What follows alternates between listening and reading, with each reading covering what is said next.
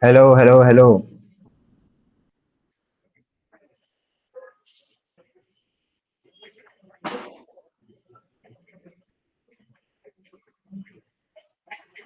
Hello.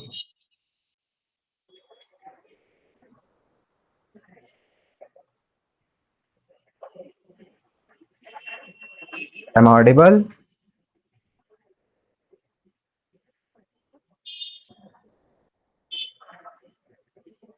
Yeah, great, great, great, great. Just a minute.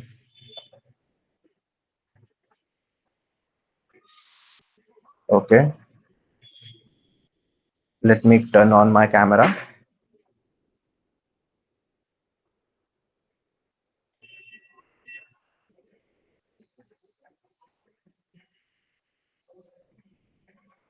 So, first of all, happy Diwali, everybody, and thank you for joining today. Happy Diwali, members, and a good evening to all of you.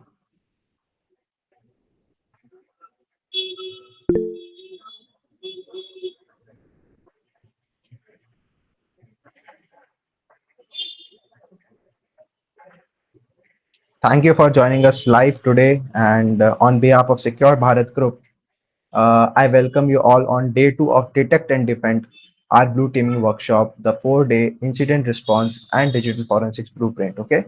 And today I am your host. As you all know, my name is Shitit Singh. I'm the founder of Secured Bharat Group and Secured Bharat as well.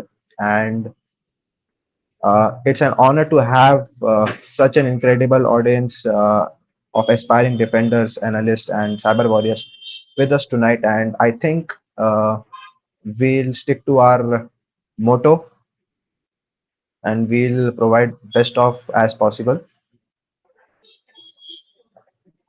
Uh, is my face visible to all of you?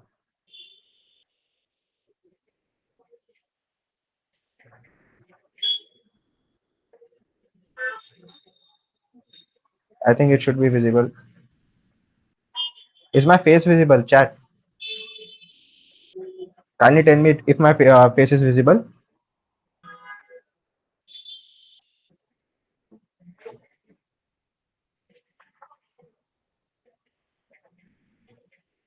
No, no, no, no, no. Okay, okay, okay. Now it should be visible.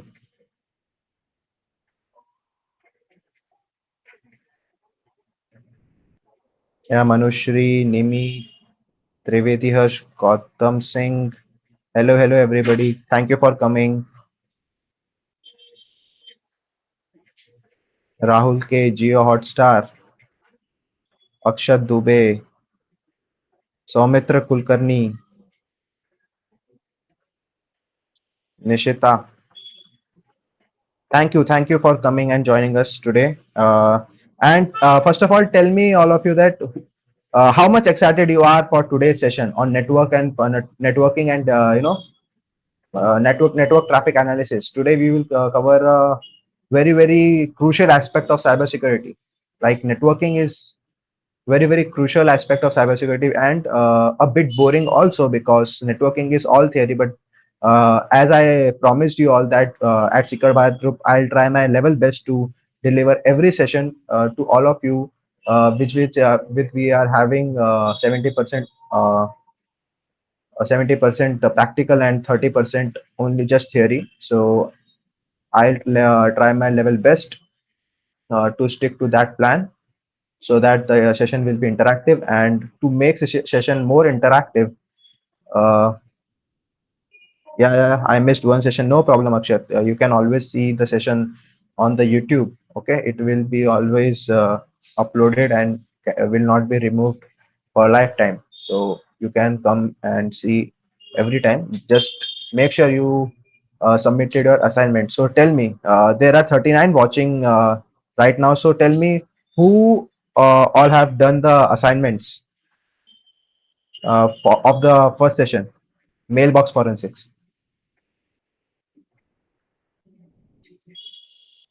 Yeah, done, because the certifications are based on that.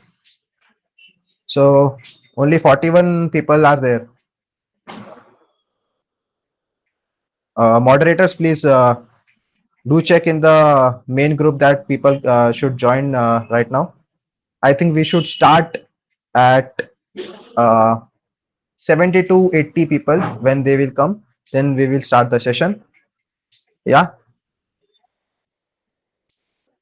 done. Akshat Dubey, Divyaji Trivedi, Akash Dhuri, Jitu Shah,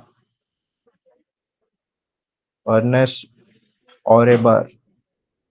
I think you are from international. Yeah, you are the international audience we have. Scarlett, no done. Why Scarlett? If you are not doing the assignment, then you are not eligible for the certifications. Huh?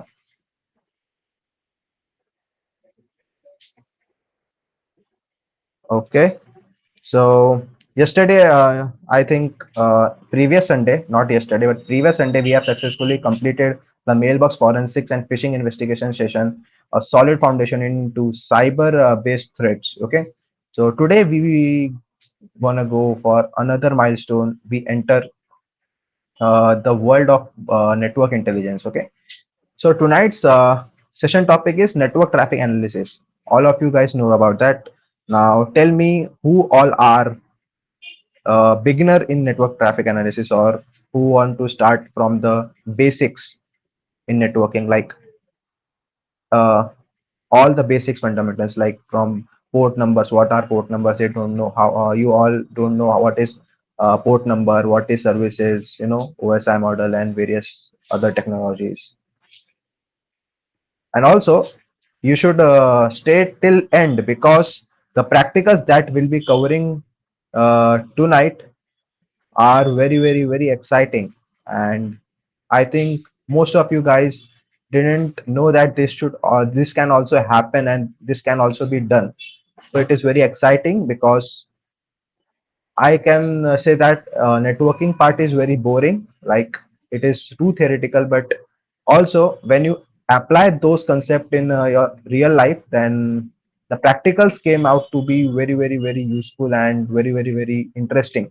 Like network, if you got the concepts of networking, the basics of networking, then you can do various practicals based on networking, which are very exciting and very useful.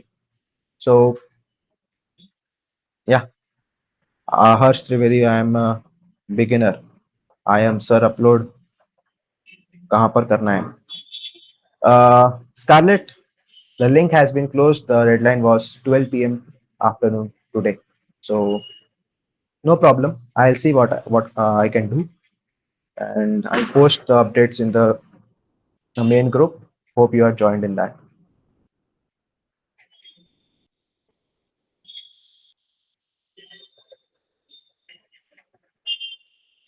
Okay. So I think we should start now because we are going far beyond the time limit. But I am noob. No problem. You will be at the intermediate level today after 2 hours. So stay till the end. I request all of the members who are seeing this live. Okay, this will also be available afterwards, but don't miss the live session because you can also interact with the speaker and clear your live doubts. Okay, because speaker will be seeing every doubts that you are posting in the chat box, and if some doubts are missed, you can always post it afterwards, and we'll see. And if we see that a particular doubt is not solved with the speaker, we will contact them and they will see that message and they can also reply uh, for that particular comment. So every doubt will be cleared. So stay till the end. Okay. Any doubt, any kind of doubt you are having in network security, please stay till the end. You can always see. Okay. And I think I'm not visible. Dharya, please let me let my video be on the stream.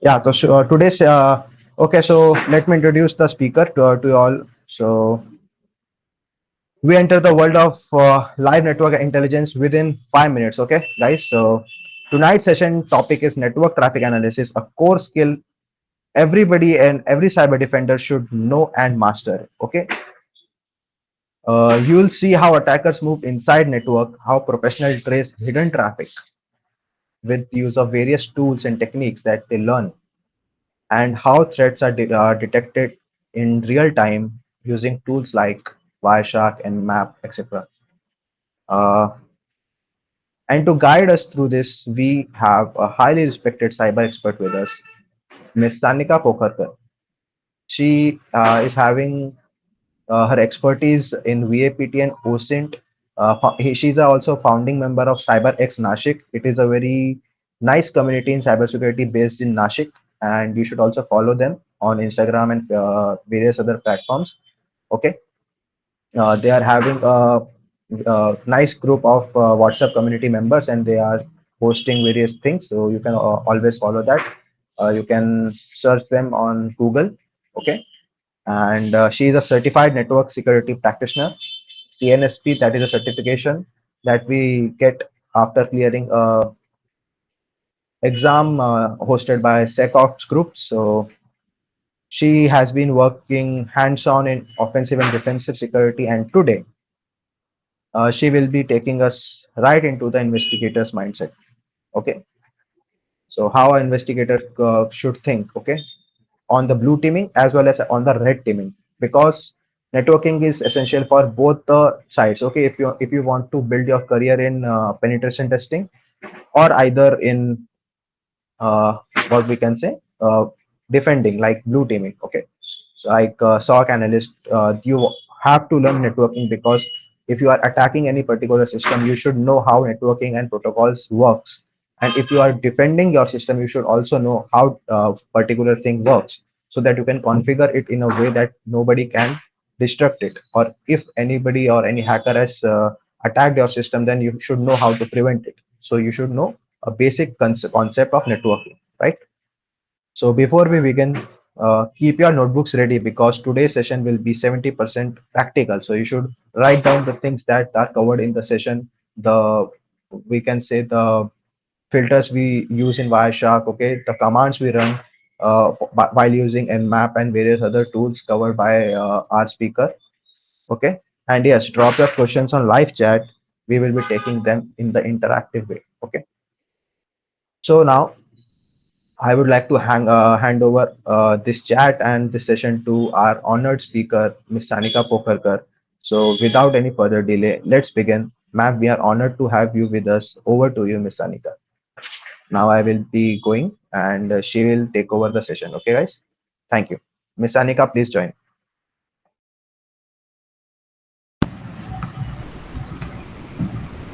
Hello,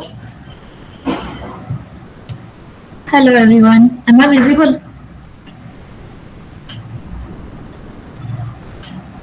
Yeah, I'm visible, right? Okay, so before starting this session, I want to thank you.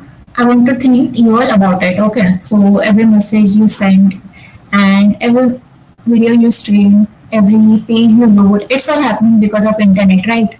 Because of network. Yeah.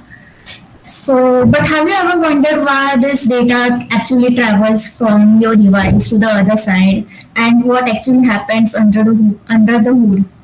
So, today we'll break down these mysteries together and also we'll explore the foundation of how network works, what's OSI TCP model, what's three-way and four-way handshake, what's famous port numbers and protocols, and also we'll be getting some hands-on on tools like Nmap, Wireshark, so that you get a good knowledge, a good practical knowledge on networking. Okay, so let's start with a simple analogy. Suppose you are sending someone, suppose you are sending someone a letter, but this letter is so long that you have to break it up into multiple pages. So I'm sorry for the background noise. I guess it's because of Diwali. There is firecrackers going on I'm so sorry for it. Am I not clear at all? Okay, so, where was I? You are sending a letter. Actually, I tried wearing. Okay, so Shitish, can you please help you? I guess I'm audible enough, but right? No. So, letter. So now instead of sending a letter in a big envelope, what you do, you place each letter and in a separate envelope. And what are the things you write with an envelope? I want answers from you guys. What are the things you attach to a letter?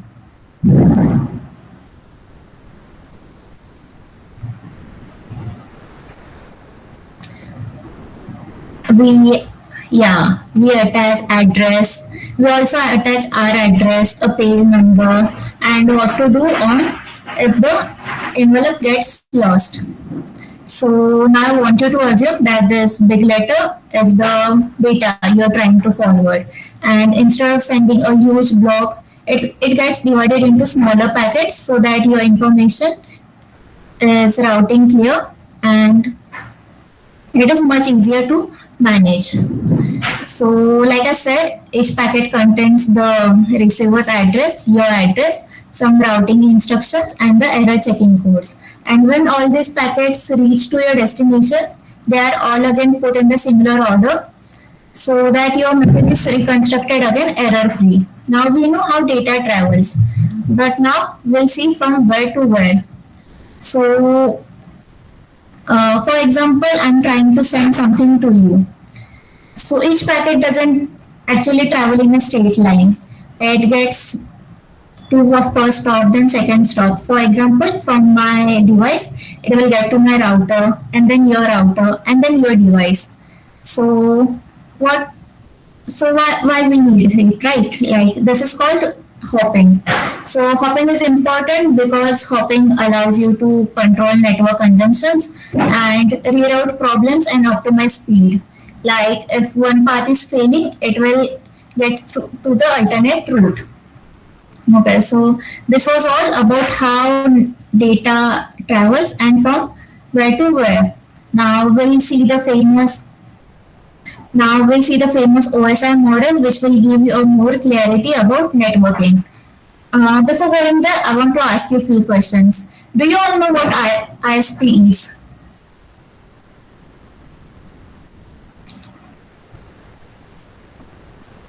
ISP, we call it the Internet Service Provider. Do you all know what does it stand for and what its actual role is?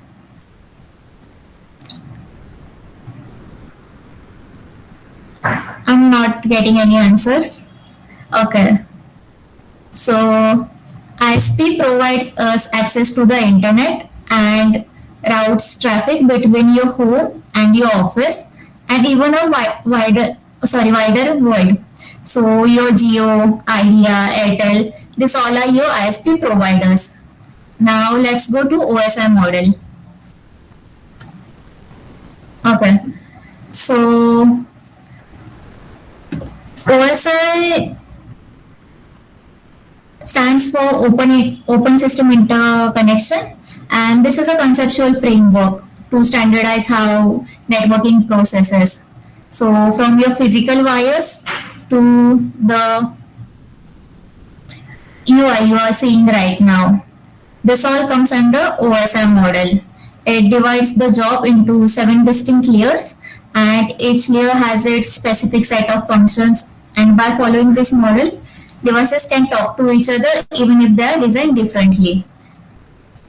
Okay, so first of all comes a physical layer. The physical layer is a actual hardware cable like switches, Wi-Fi, signals, everything.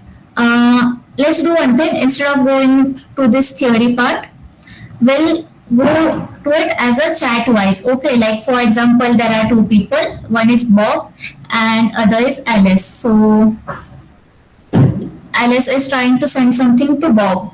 So what she'll do first, she'll create a message in her email app like, "Hey Bob, let's get started." So this thing is in your application layer. Now, after application layer comes your presentation layer. Now, what presentation layer will do? This will format the message into a way that Bob can understand, compress it if it's necessary, and also encrypt it.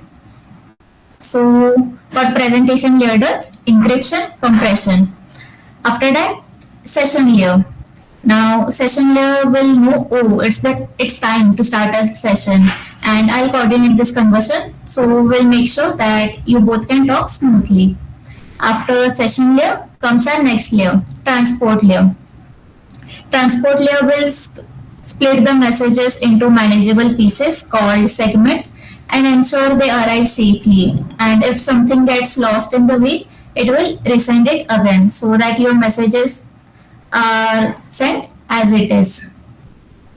After transport layer is a network layer.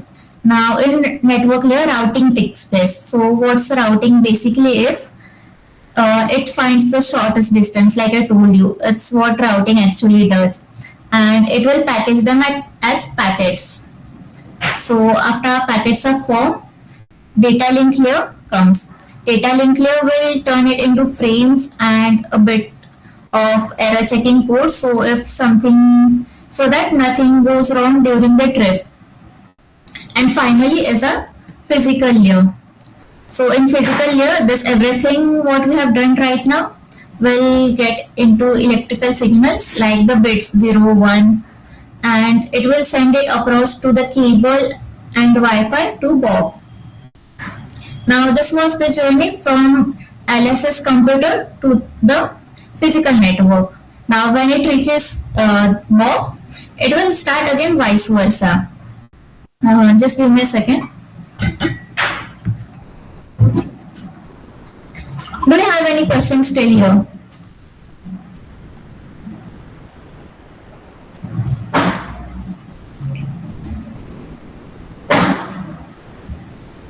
Any questions, guys?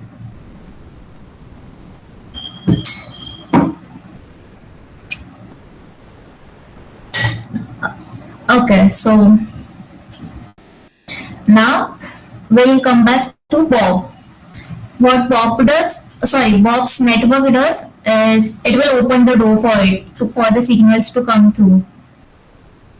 And after receiving the bits and wire, it will convert them for the next layer, which was our previous layer data link layer. Now it will collect those bits into it will collect those bits into frames and check for any error.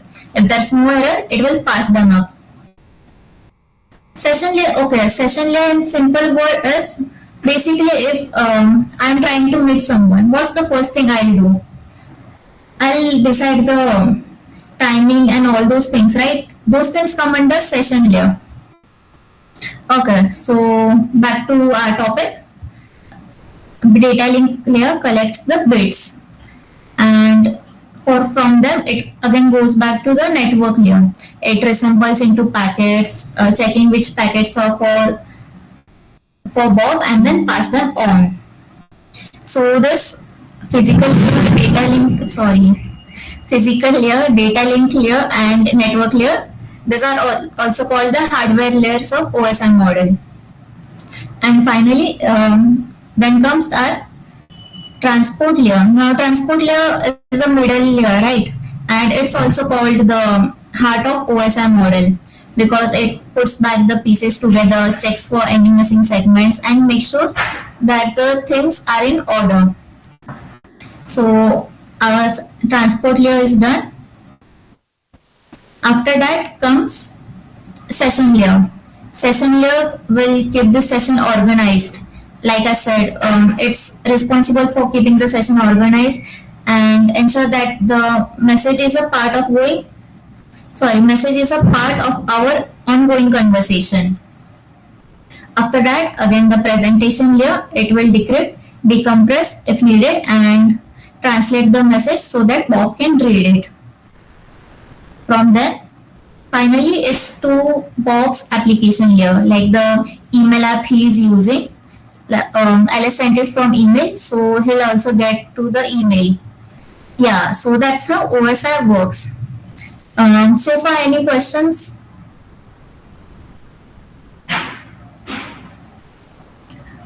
Give me some time. Have you written any questions? Session layer I have covered. In a packet, your IP address is there. So your IP address is there because your data should know, right, where to reach. So like I said in letter, as there's a receiver's address in your packet, there's your receiver's IP address. You guys have got a poll. Please do answer it before moving forward.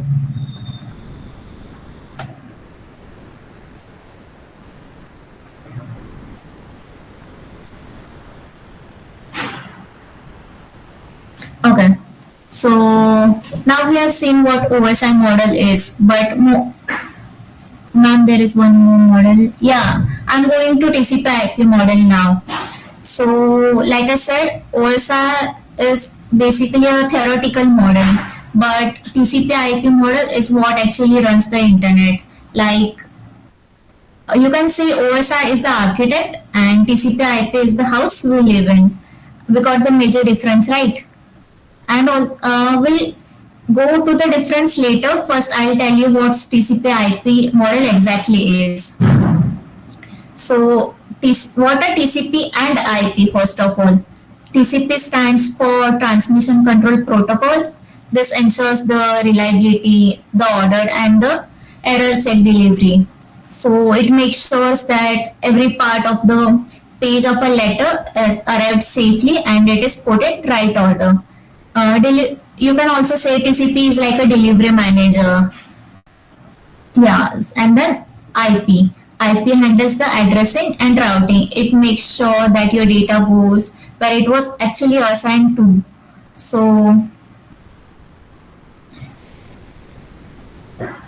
so in short, TCP IP combines and simplifies the OSI layer in just OSI model in just 4 layers, like someone already said it in the chat. There's application layer, transport layer. I'm so sorry. Application layer, transport layer, internet layer, and network access layer. So in application layer, like I said, it's the same as OSI model. The apps you use and the emails you interact with, all your front end is an application layer. In transport layer again responsible for actually sending and receiving of data. And you know what TCP and UDP model are? Does anyone know? Of course, I'll be going to it, but I want to hear some. I want some answers from your side.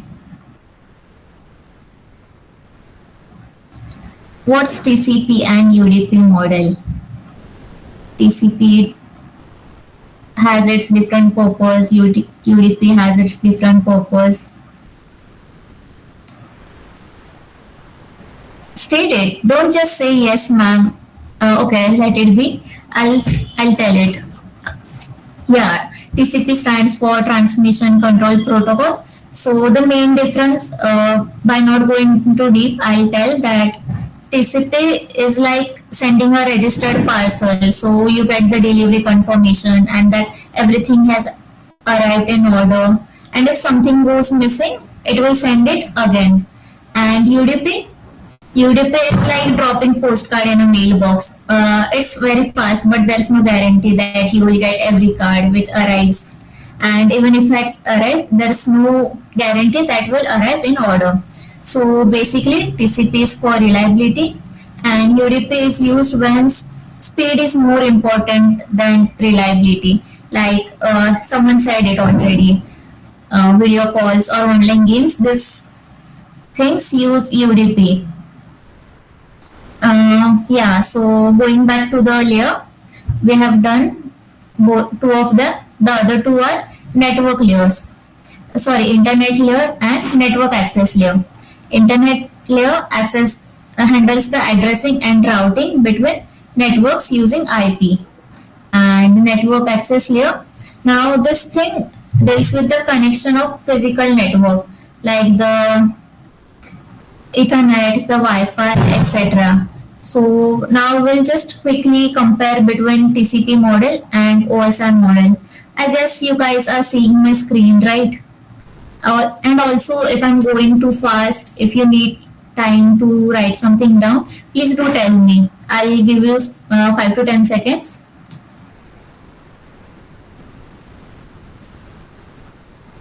Okay, Cypher, I need to know which university are you from.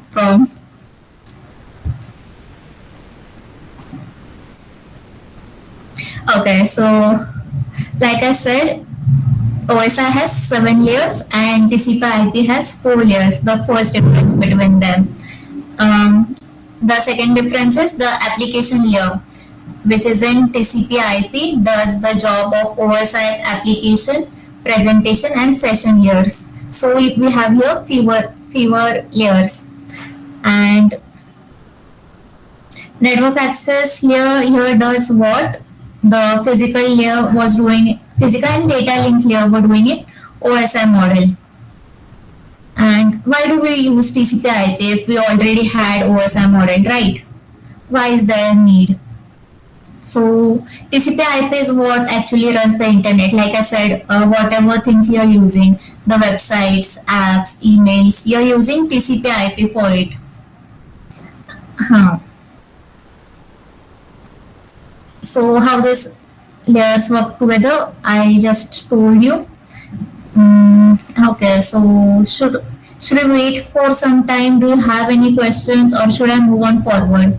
Or should I ask some questions from my side? Even I have some questions for you guys. I'll give one question and then I'll wait for a minute for you to answer. And then we'll go to the next question. Whatever you guys say, we'll do it.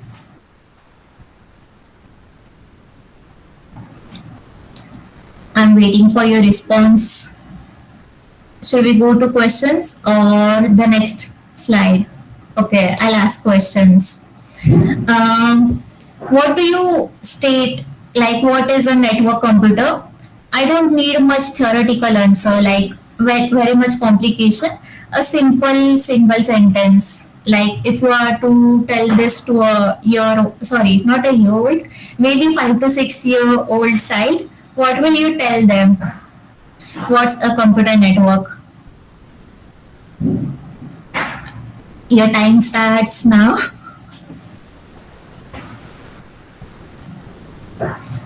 Okay. Am I getting answers?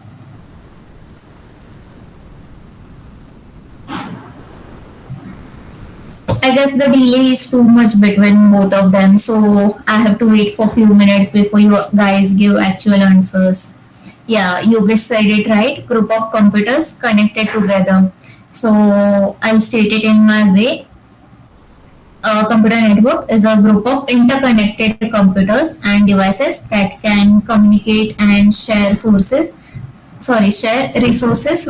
with each other. Okay, so it was actually right answer. I just elaborated it. Now, someone asked me what is a packet, so I won't be asking you that.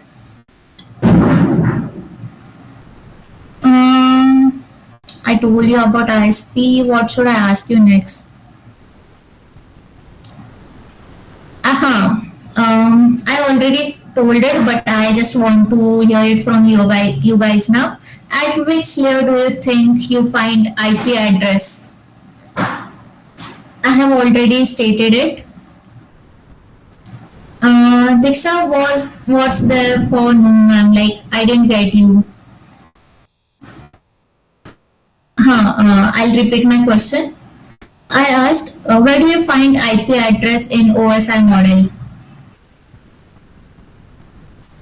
Cypher, I'll get back to your question when we are done with our theory, and when we'll move on to practical. I'll give the 10 minutes and then we'll talk about the questions which are not from our ongoing topics, if that's good for you.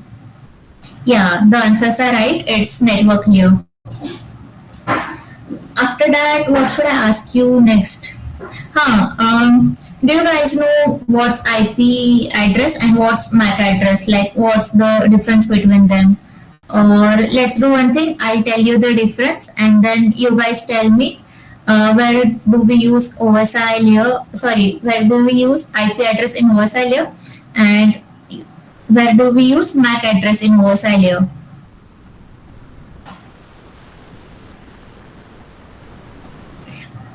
So Mitra, please, everyone knows you are my friend.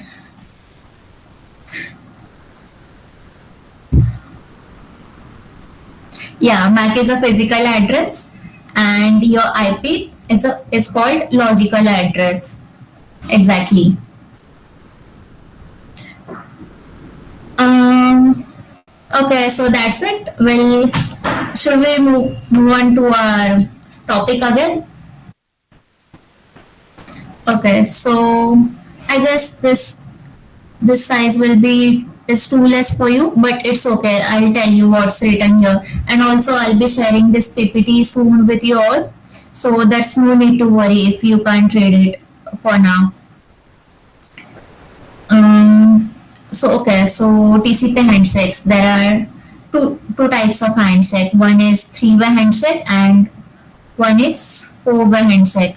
Yeah, Vidnesh, you provided the right answers. I am reading it, but it's going too fast for me.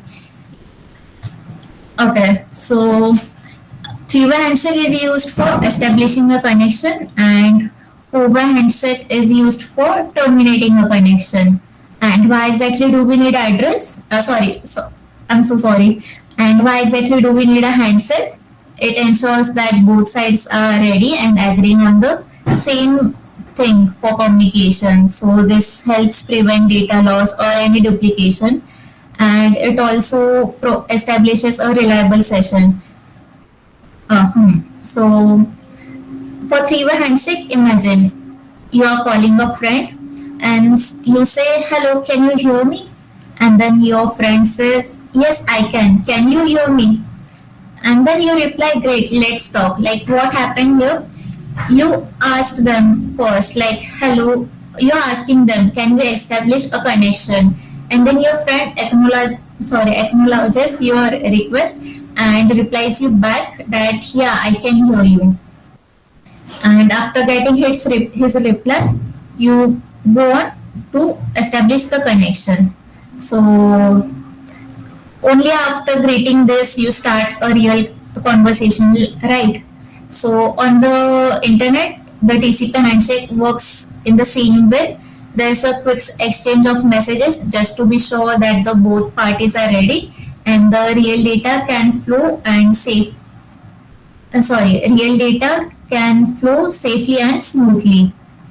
Okay, so now we'll go to four-way handshake. So four-way handshake, like I said, this is to terminate a connection. Should we go back with Bob's example? Okay, no, or let it be. We'll go with the friend's example only.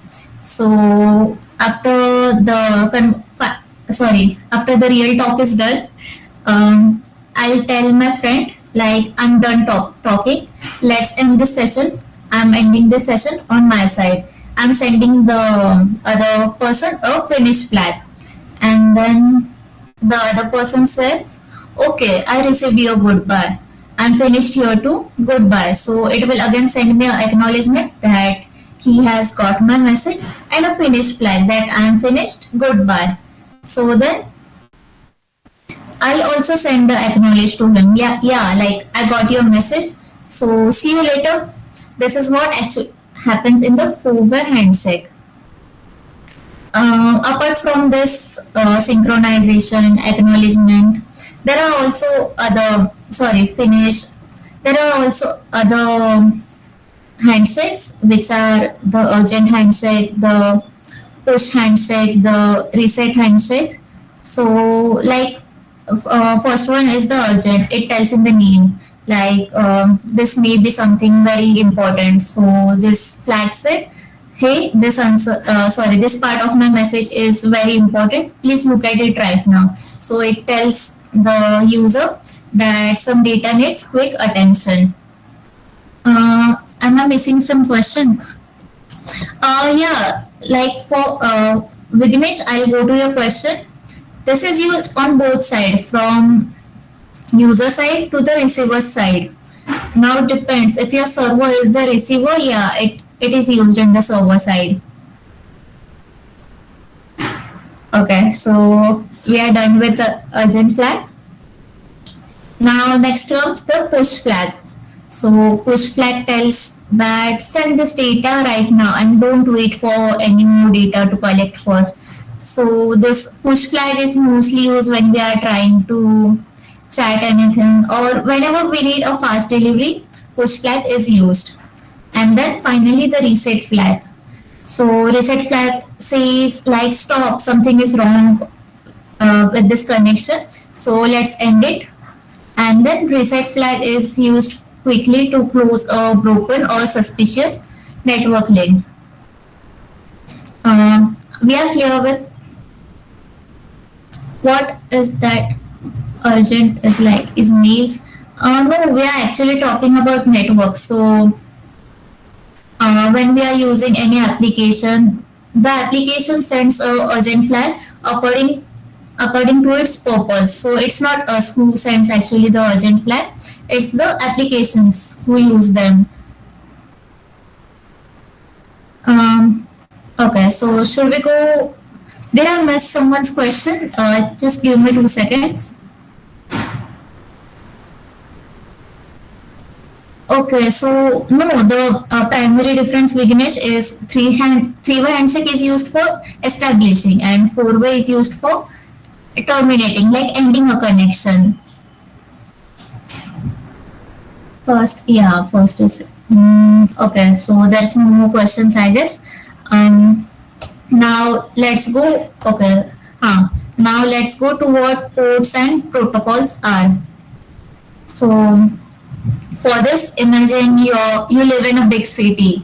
Like maybe some of you are from Pune and Mumbai.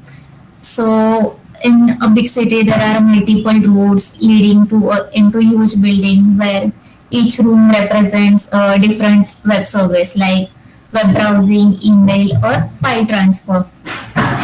For example, now protocols are the traffic rules which are set, and the type of vehicles which are going on these roads, like HTTP protocol, FTP protocols.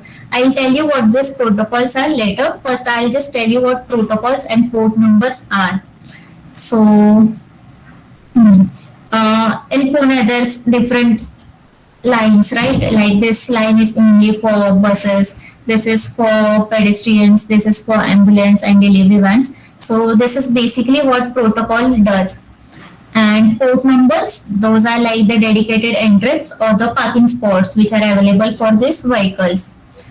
So each type of service has its own spot. For example, port 80, we all know this, right? This is used for web traffic. Web traffic is used for main gate for visitors, and then other port is 443, which is the secure version of web traffic.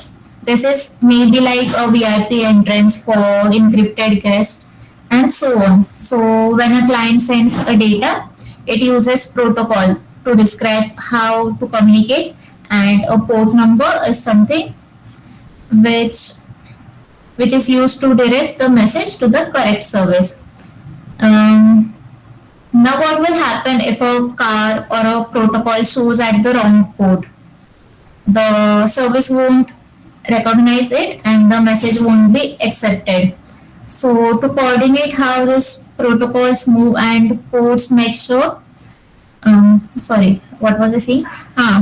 Now, why do we use these protocols and ports? Because it keeps the network traffic organized, secure, and it gives us a smooth flow, just like a well-managed city with traffic rules and signposted entrance. Like the same scenario would be in our cities too, but the thing here is people don't follow those rules.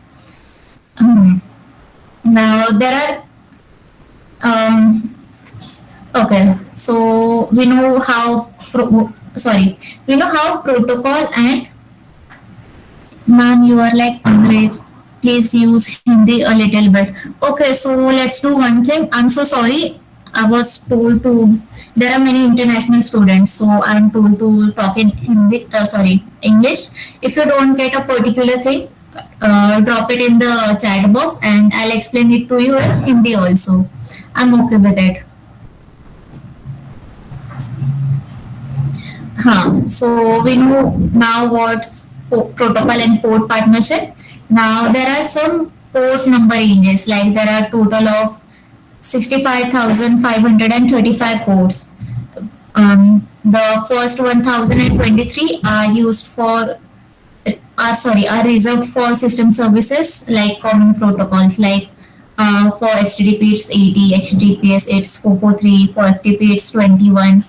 And after that, from 1024 to 49,151 ports, these are assigned to specific application and services like IANA. Mm, Before me telling it, does anyone know what IANA stands for?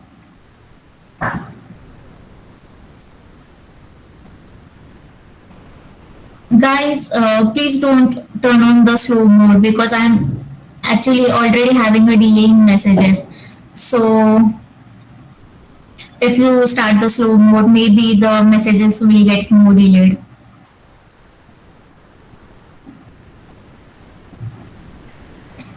Yeah, thank you. So what was I saying? Yeah, INA. INA stands for International Assigned Number Authority, and this, like someone said it, yeah, it's a big organization where various programs are used to communicate over the internet or network. And for example, if app wants to use a certain port to receive or send data, it can request the port number from INA, and INA will make sure that no other app uses the same port. So basically, you get a reliable communication through those ports. And finally, there are our dynamic ports. Now, dynamic ports are the one which are available for temporary use by client applications. So this also helps in again the same thing for a reliable communication. So here are some key protocols and port numbers which you should know. So I have told you already about HTTP and HTTPS. Now there's FTP port. FTP has two ports, 20 and 21. 21 is used for control commands and 20 is used for the actual data transfer. This is still widely used for uploading websites and transferring large files. The next one is SMTP port, Simple Mail Transfer Protocol.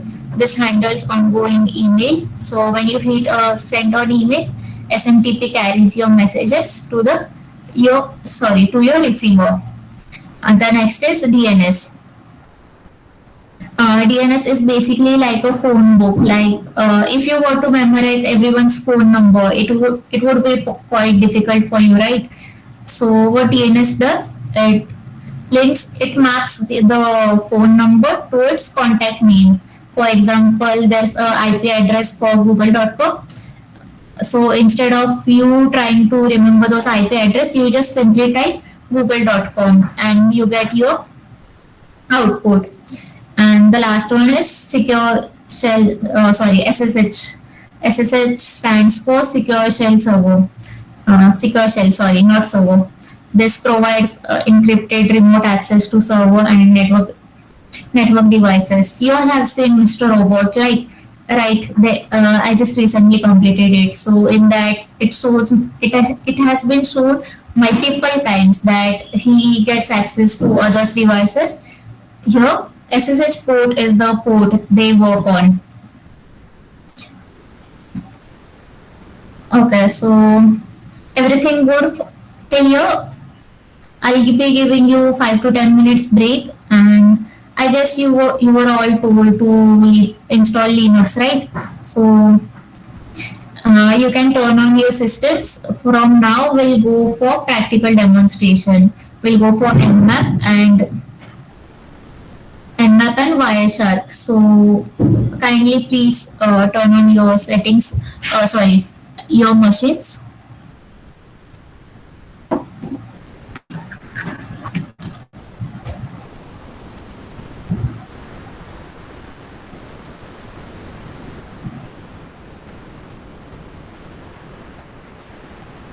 Um, okay, so before we dive into a practical demo, let me explain to you some important concept like there's active listening and passive listening in networking. So active listening, what it basically does, it actively sends request or pings into the network to discover who's around and which services are open. For example, we ask Nmap like, "Hey, is anyone there?" and "What are the ports open?" So it's like knocking people's door to know if they are there or not. And in passive listening, we don't send anything. You just quietly watch and capture the traffic which is already passing. So we'll go for Nmap as active listening, and then we'll go for Wireshark as passive listening.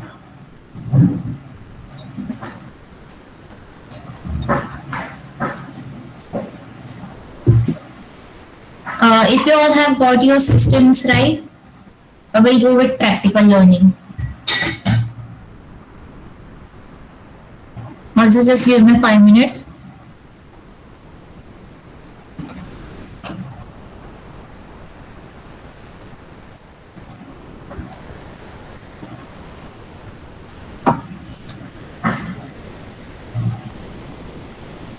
Yeah, I'm sorry, I just didn't go through it.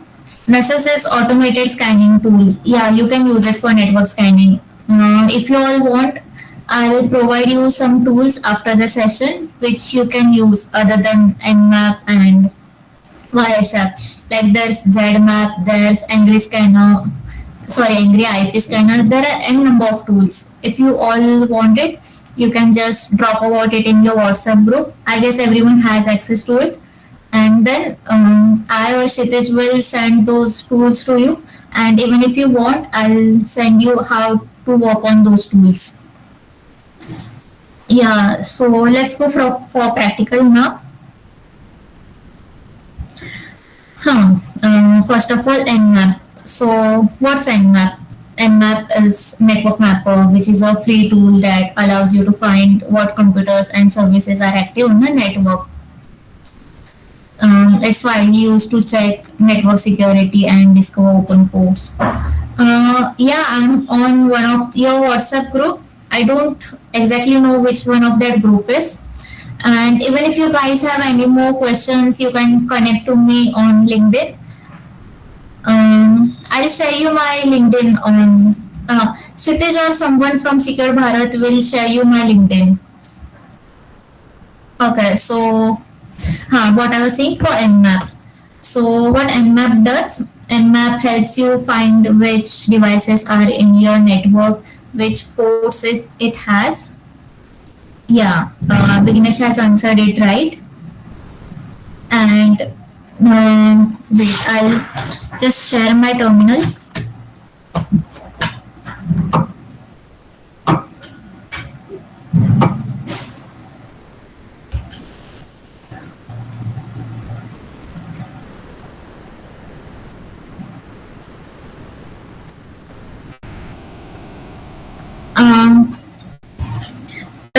If my terminal is not clear or you need a more better size for it, please let me know. I guess this font is enough, but if you in YouTube it shows smaller, please do let me know. Yeah, it's good, I guess. What do you need me to explain again, Chandra Mauli? Can you please tell me? I'll explain it again.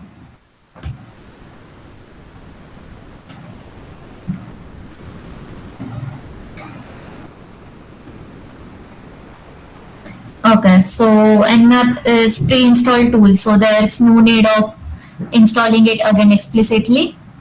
And what Nmap does is, wait, I'll go through this way. Now here I have typed nmap -h. -h helps you find which all commands you can use for nmap. Okay, so there will be many commands like for discovering your host, you can use the ping scan. Then for scanning technique, like for finding the open ports, you can use this commands ss, st, sa. For version scanning, you can use sv. For your operating system, sorry, to find which operating system the your client is working on, you can go for -o. There's aggressive scanning, there's verbose, there's a lot of commands. For example, to find what's in my, for finding which hosts are there in my network, I'll go with nmap -sn. Sorry, I'll just find my IP first. ipconf.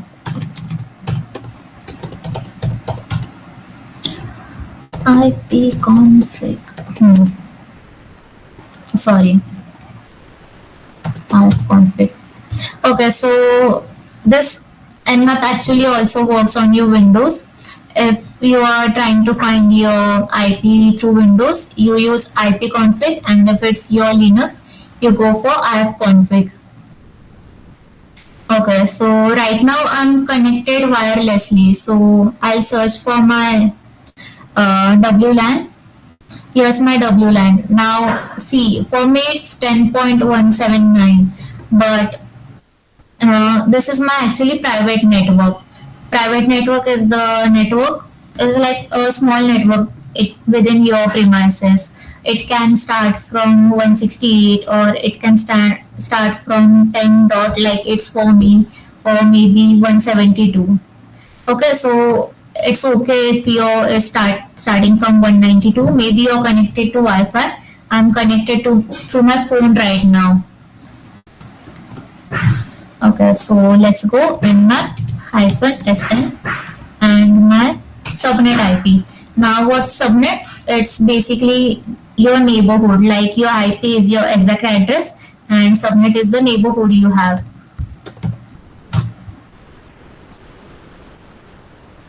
We just started the scan, and for me two hosts are up, so we all know which two hosts are it. One of it is my system itself, and the other one is my mobile. So far, any question, guys? Are you having any problems?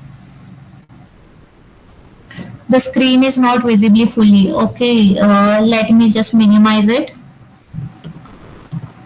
Is it visible now? I guess the required amount of data is visible.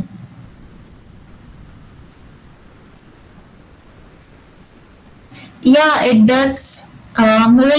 We'll go up for it, Vignesh, later. For now, let's just focus on Nmap.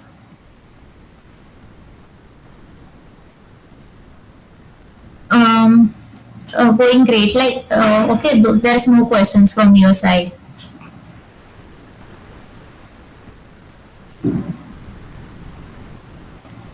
Okay, so let's go. It's fine now, right? Now, like I said, my IP, which was okay, which was 110.45. 110.45. So now, I can't actually scan report from my mobile right now. For example, you have got the other host. So to find their versions, you go and before starting it, I'll tell you that you might need to use sudo for some privileges. So don't forget to use sudo, or the response you are getting, it might come blank, or there might be no response at all. Nmap -s small capital B 10.179.110 and -54.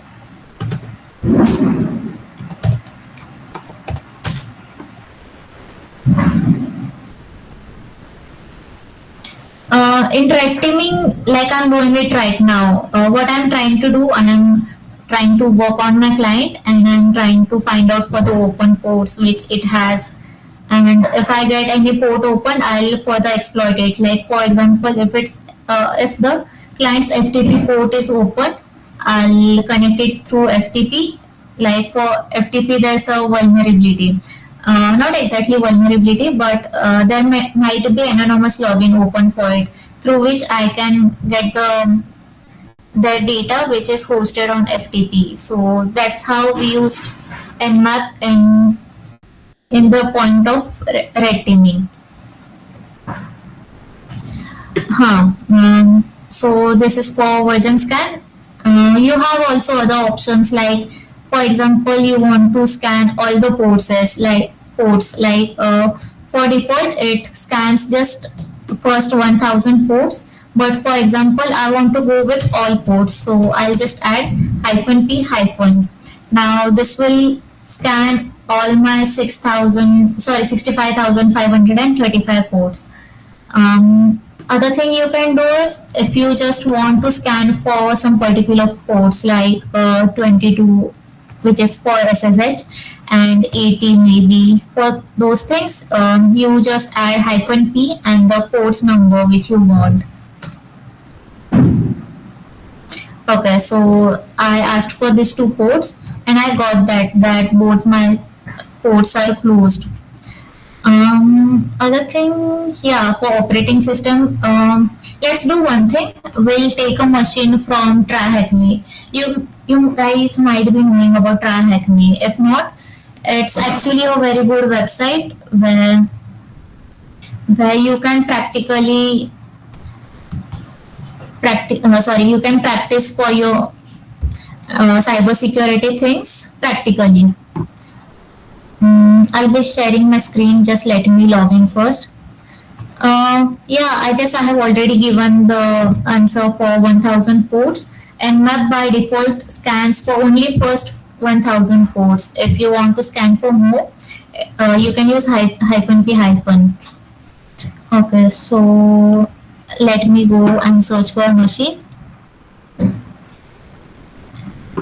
For network, which machine?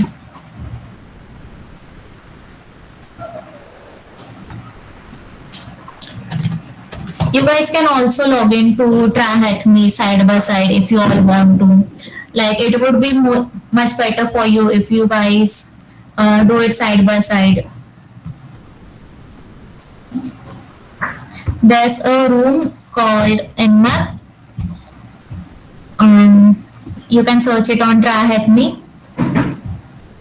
Yeah, I was going to use Metasploitable, but I don't have the time right now, so I'm just going through this machine. Also, it will help me by showing you if there are any ports open by default on it. This is much easier for me. Let me connect to VPN. For accessing your machine, HTTP offers you a lot of options. From that, I generally prefer connecting through VPN because it lets me use my own system rather than the attack box, and I'm much more hands-on with my own system. Map the IP address into domain name. Okay, it was here now. Wait, I'll show you.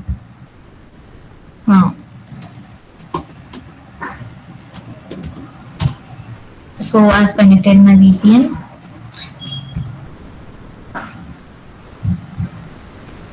I'll just refresh my page. You guys are using, are you guys doing practical side by side with me?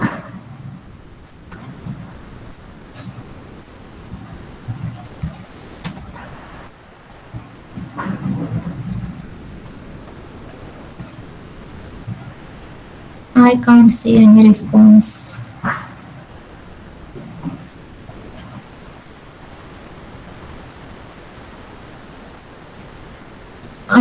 Is there no one doing practical right now? I really wanted you guys to do it side by side so that you get a much better clarity of what am I doing.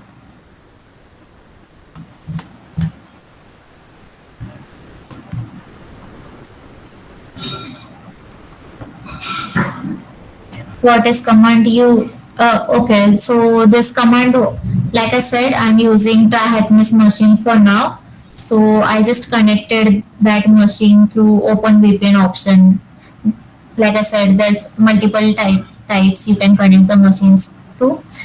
If you're beginner, you can go for attack box. Like it's much easier to understand what's going on.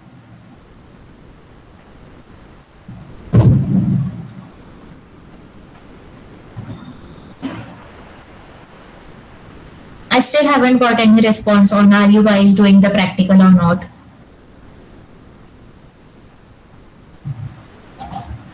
Okay, so how to connect Kali from try hack me box. Like I said, right now you just go and log into try hack me. On its header, you get an option for access machine. In that access machine, wait, I'll just share my entire screen. Other than that, it will be much more easier.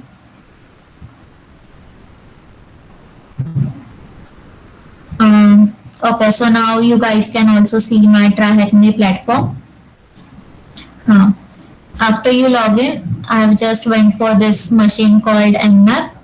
This is free for all, I guess. It's not a premium machine, so you guys can access it side by side.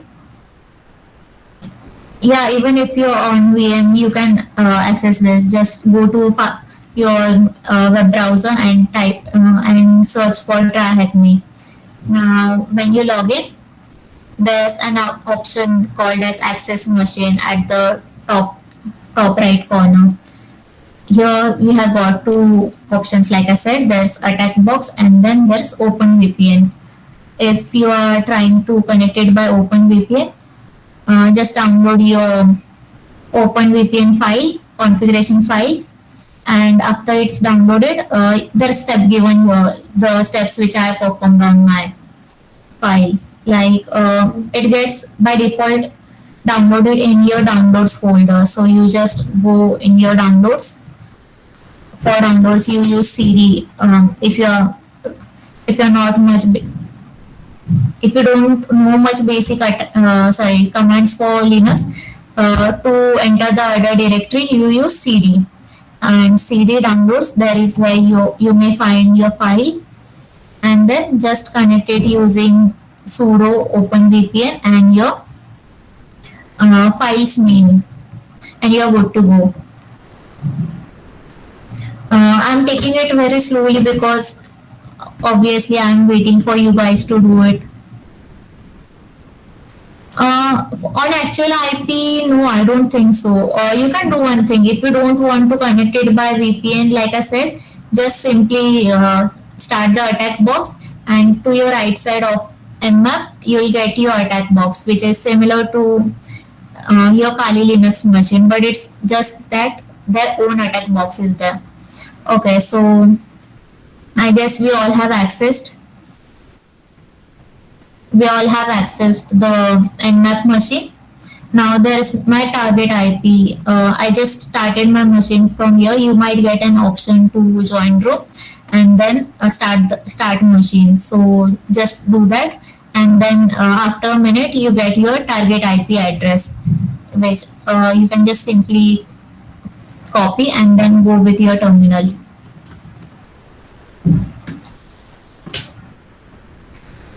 Can we get the actual IP also? But Vignesh, I'm not getting your question, the latest question which you have asked. Can we get the actual IP also? But what?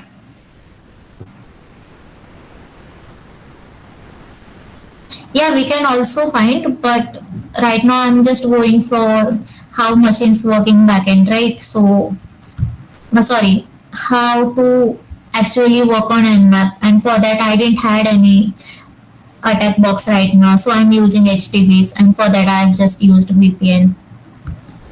Are we good, guys? Good to go?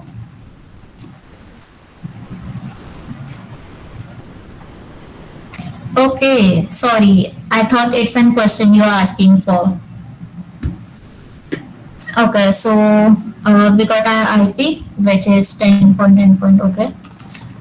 Like I said, the first.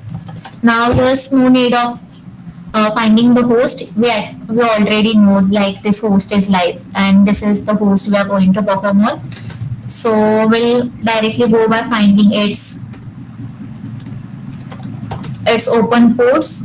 Again, I'll be using, you can use any command like this ss, sc, sv. I mostly prefer sv, like I also get the versions along with it. That's why. And if you need much more detail, you can go for -v, which is the word browse mode. Let's see if we get any information. Okay, so we know that the system is live. Okay, but we are getting that there's no system on. So it's written here if it's really up, but blocking up ping probes try -pn. Now let's see trying that option. Okay, so this just helps us bypass the WAF rules. Uh, can you tell the whole? I'm so sorry, I'm not able to read your message. Again, I want to connect my machine. Okay, first of all, go to Firefox, then search for Try Me. Once you log in it, you get an option for access machine on your top right side of the corner. -v is used when you need more details on what's actually going in the backend. Like if I just see, if I don't use -v here, I'll just get my final results rather than this thing like which ports are has it discovered, how much time is it going to take for those things. Um, if you guys want, I'll just drop the steps here on the chat so that I don't need to repeat it again and again, and then we can continue with our -pn. I already said, I guess. Yeah, aggressive scan, we can use it, but like you said, it's very noisy. So there's more chances of getting caught in the process.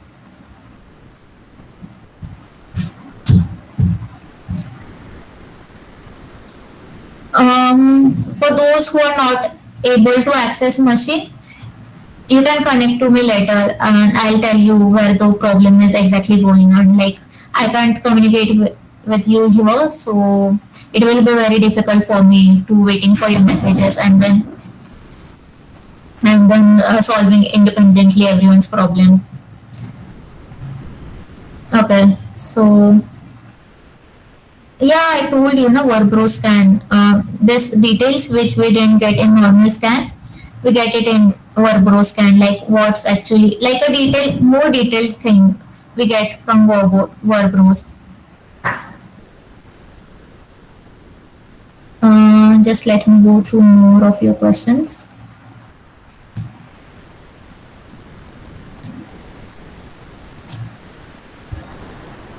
Yeah, we can also use multiple commands at a time.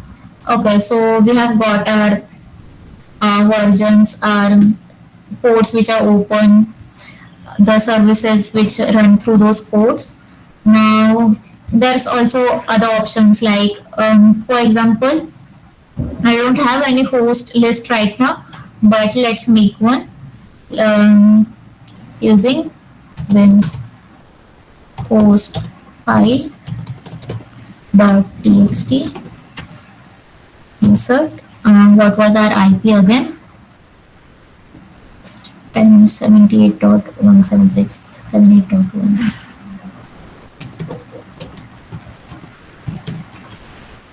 I forgot the IP again. Okay, 78.176. So right now I'm making a list of the host which I want to scan.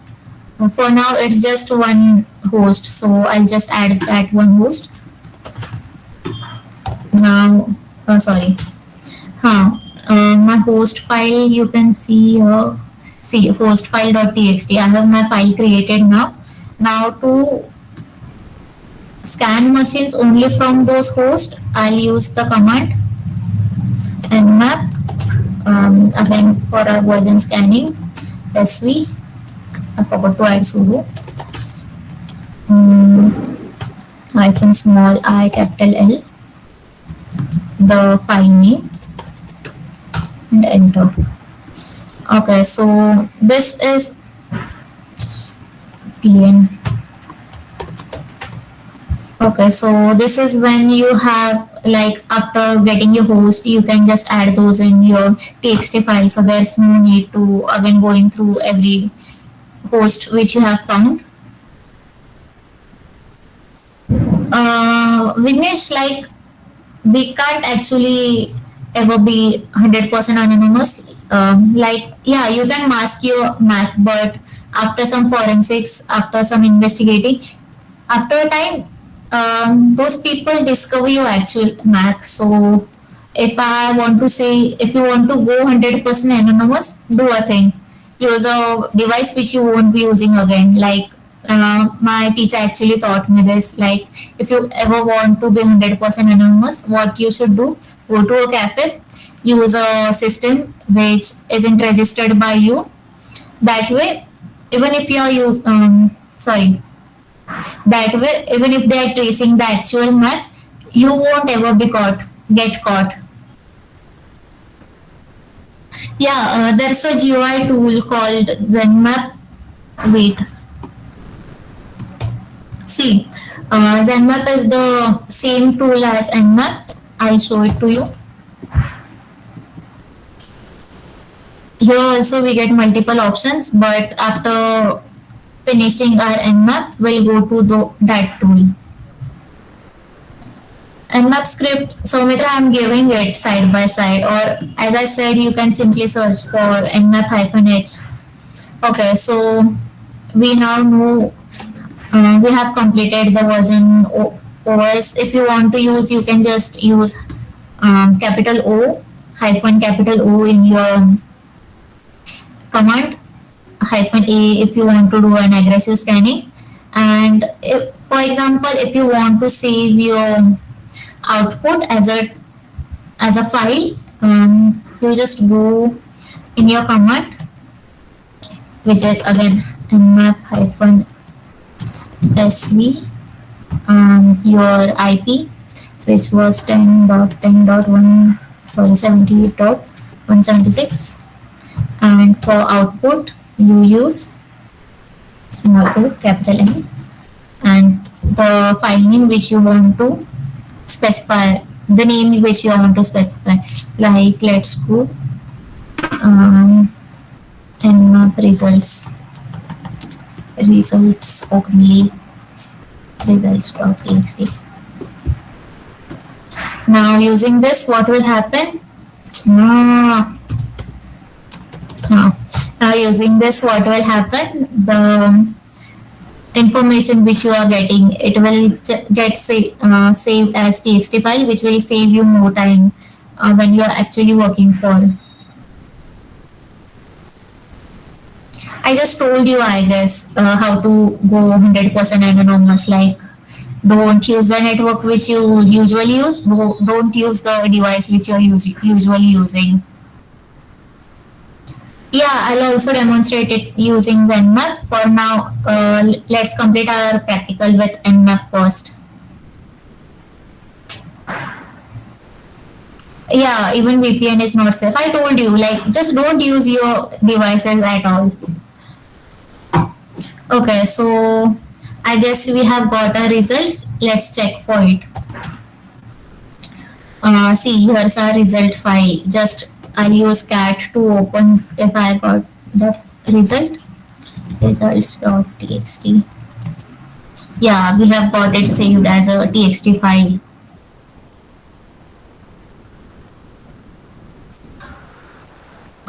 You might be asking me these questions for dark web, right? The Tor thing and VPN thing. So, just a minute, let me have some water.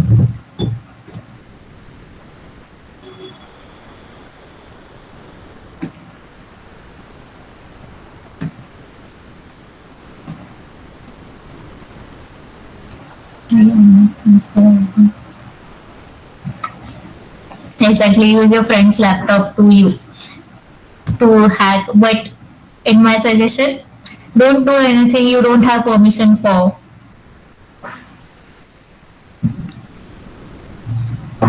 Even you might think Nmap is totally harmless, but if you are doing it on some random organization and um, they find about it, they can register complaint against you.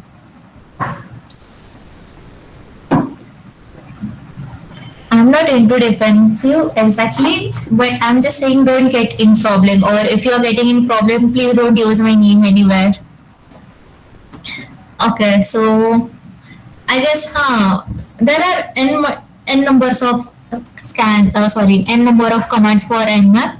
I'll share you the cheat sheet of so far everything which we have covered is all understood by you all.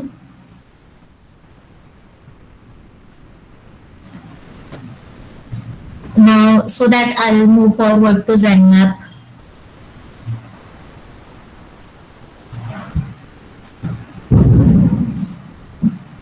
Yeah, that's why I learned law before starting hacking.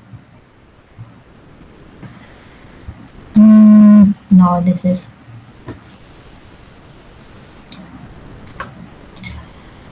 Guys, are we done with Nmap? So that we can move on to Zenmap, which is similar.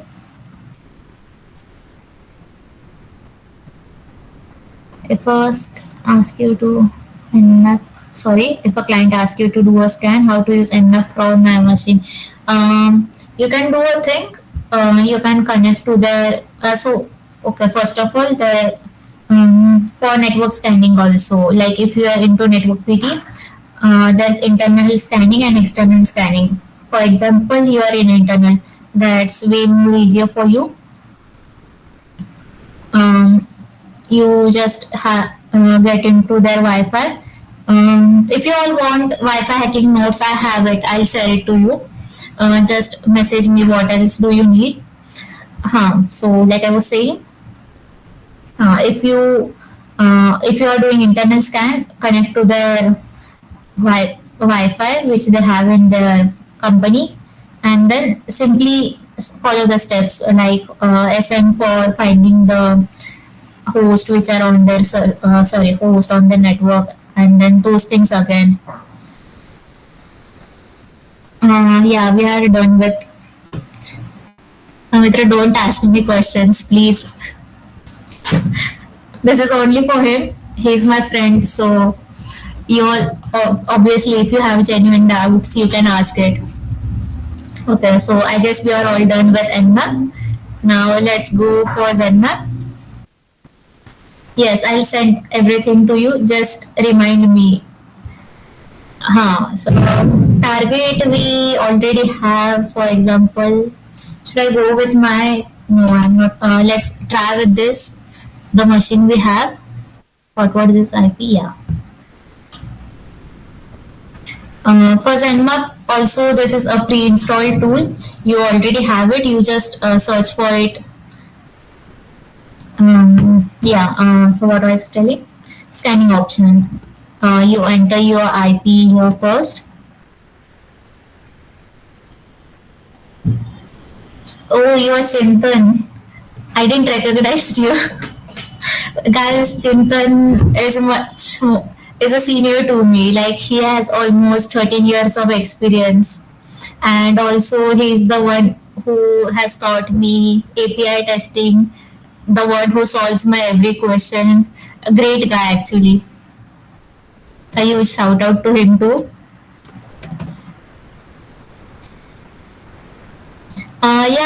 PPT. I'm sorry, I forgot his name. Yeah, Kshitij will forward the PPT to you. Okay, so we have entered our target IP. For profile, there are many options. Like if you just want to do a ping scan, there's an option for it. Quick scan. See here, you get the option. -F is for fragmenting the your packets. Regular scan. Let's go for regular scan. This thing works similar to Nmap. Just the thing is here, you can. This is a UI version and that's command line version.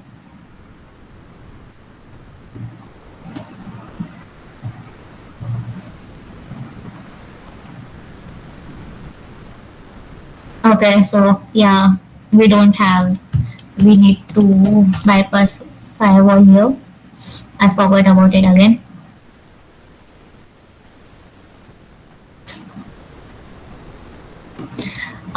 Instead of waiting, you guys have got the idea, right? So Zenmap works in the similar way as Nmap. We are running out of time. We just have half an hour, and we are yet to complete. We are yet to complete about Wireshark. You guys are going. It's okay. We got the our result. Okay, so Wireshark, you are going to get your assignments more related to Wireshark rather than Nmap. So let's go to for Wireshark now.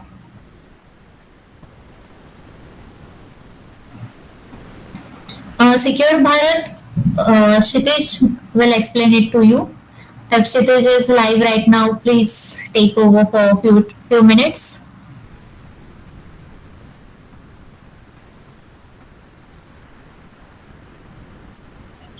Sanika, you continue. Okay, so Kshitij will talk about it later. We'll just continue our practical. Now we are clear about Nmap. Let's go for Wireshark.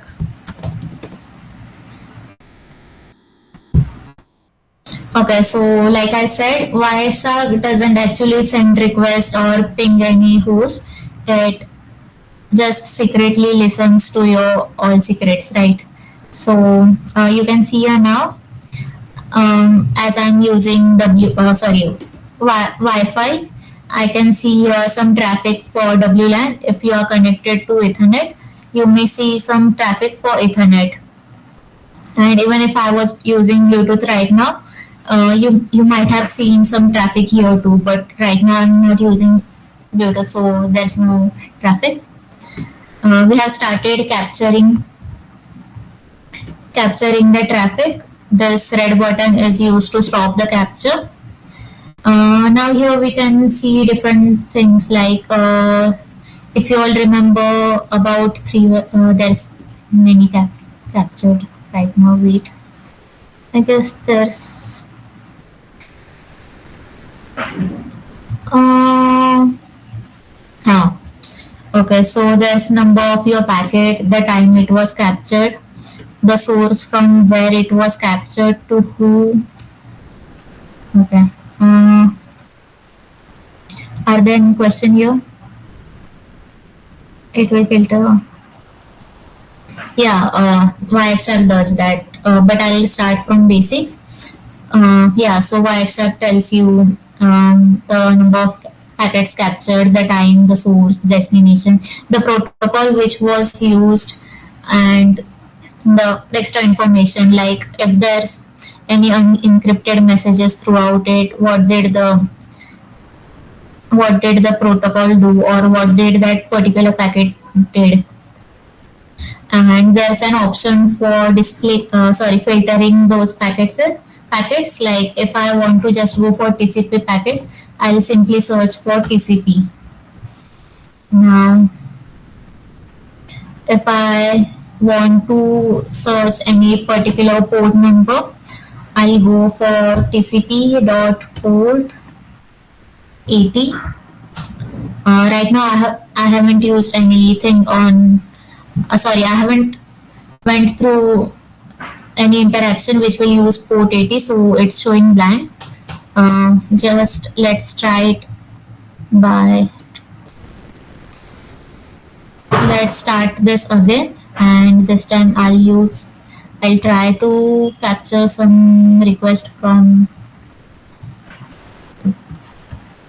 Okay, so for 80 we can do one thing. There's a website called test.php. This website, if you want to go into web hacking, this is a very good website.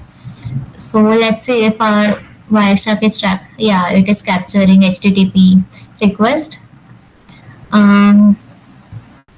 now there might be a login page somewhere. Okay, sign up.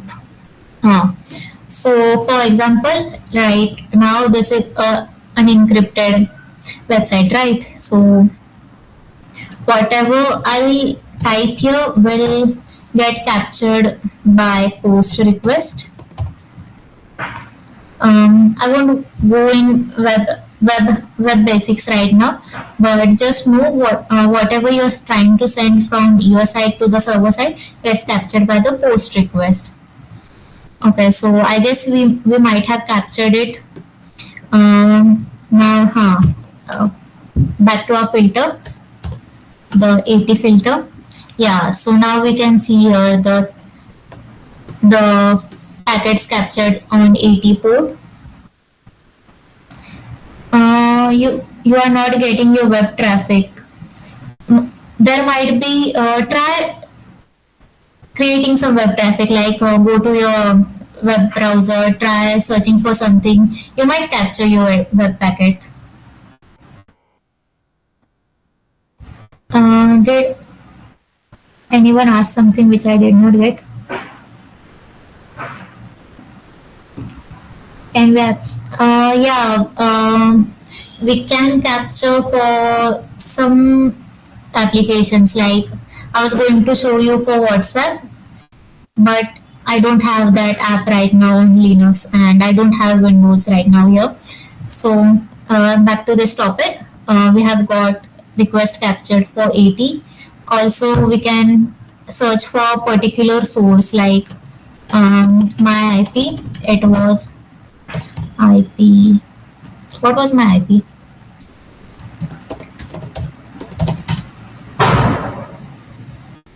.10.170.okay. Now I want to search for the traffic which has my, like, which is associated with my IP, right? So I'll just go IP dot address is equal to is equal to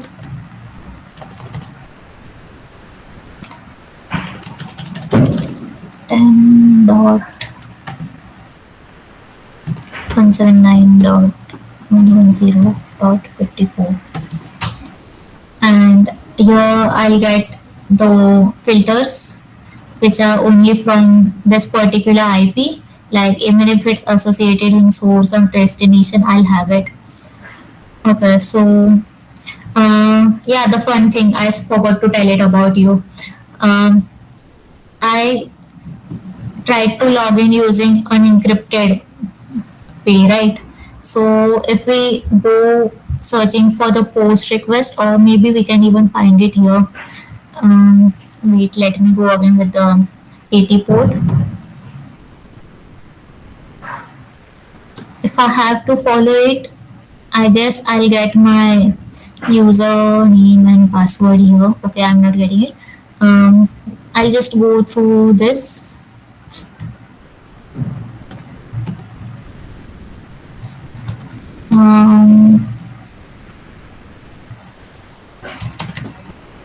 Okay, so I'm using a search option in which I will go for strings. The string is this actual info which it is carrying, and I'll search for user.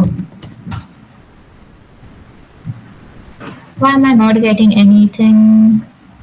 Wait. I'll try it again. Okay, so this is for the user.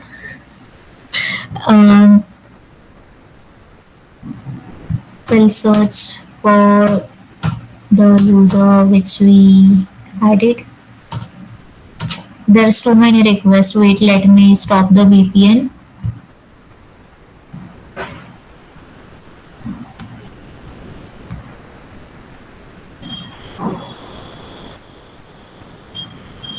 Yeah, there might be, but I don't know which to target exactly right now. Like I was just confused about it, so I thought let's go with your own IP instead.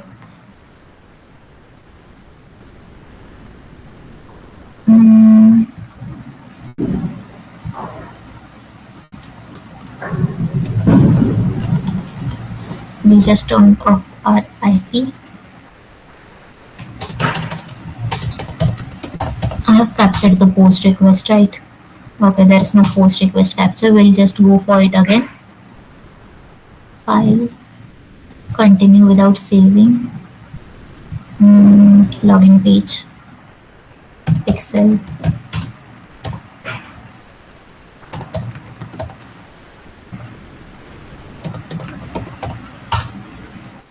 Not now. And I guess this time it has captured it. Like it did capture last time also, but there were too many packets to go through. So simply I just captured it again. And okay, we'll packet list http post request, and here, yeah, we have got a username which we have used pixel, and password again which I entered pixel.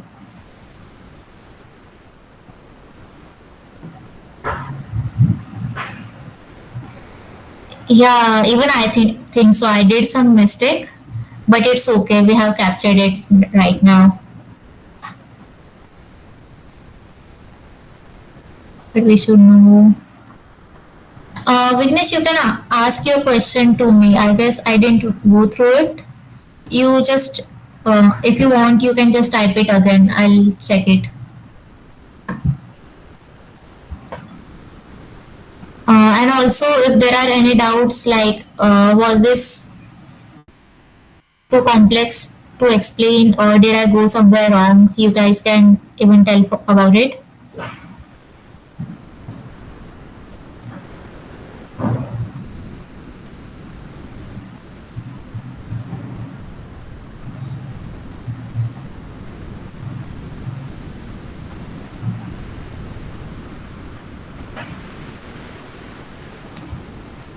There's no questions, okay. So moving forward, there's this request, sorry, this packets we have collected gets saved if I want to save it as pcap file, like for example recent recent. I'll just save it, and when I want to when I want to access it, open folder. Where did I save it?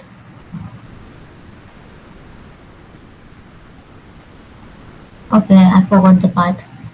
I'll just save it again. Save as. It was saved in downloads. Okay. Let's go to my downloads.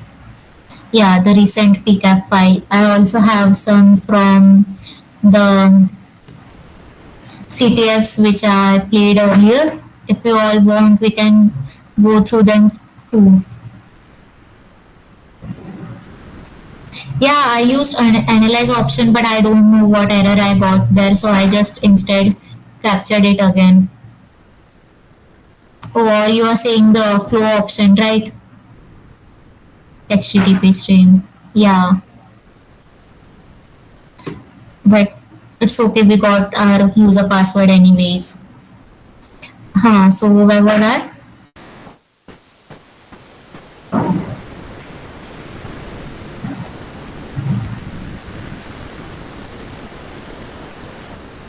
Any doubts till now? If you want, we can analyze other pcap files too.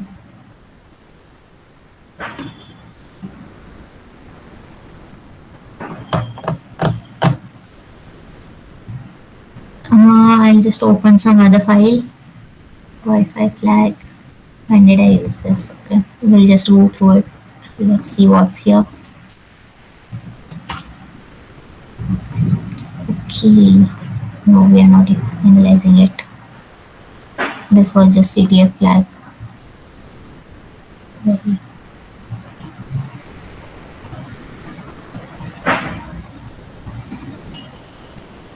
We'll go to this flag. This has much more packets in it. Okay, so yeah, even I forgot to tell you about other protocols. I was going to tell you, like there's ARP protocol, which is responsible. Okay, there's no ARP protocol here. Let me just capture mine request only again. Um, okay, so there are no ARP requests. Huh? We got two. We captured two requests. So ARP is responsible for finding devices within the IP range.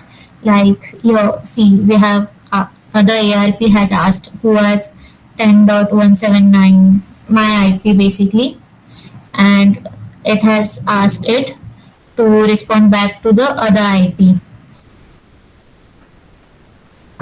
Yeah. So basically, what it does, it finds the designated IP for you. Sorry, designated devices for you. The other one, ICP also is there, which I don't know. There's INCP. Sorry, ICMP. Okay, there is nothing captured for ICMP there. Okay, so also we three-way handshake, we can see it in this thing. Continue without saving. Whenever you are trying to capture your network request, you can see those three-way handshakes going on. Wait, let me turn off the filter. Like see, like I said, for establishing a connection, first was from source to destination, the synchronization file, and the destination replied it back with synchronization plus acknowledgement. Ma'am, how can we filter out packets to capture the flag in CTF? What I simply do is like you get a specific format for flags, right? For example, if it's tra-hackme, there's a format THM brackets and then the flag content. So what I do is analyze display filter. Sorry, I search for it, and then in strings you get your THM or whatever the flag format you have. This is the easiest way, but mostly there may be things that the flag might be encrypted and you have to decrypt it. For that, the same thing which I did earlier, you can follow the TCP stream and you might get somewhere base 64 or any other type of encryption which is here. You can just go through it. If you find anything suspicious, you can investigate on it further. So I showed you the three-way handshake right now. We can also see other handshakes like finish. We can see it here. Reset, finish.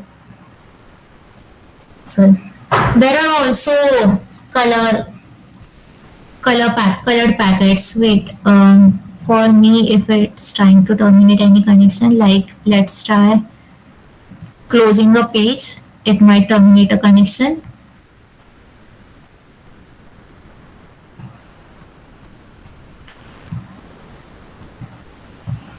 God flags. Huh.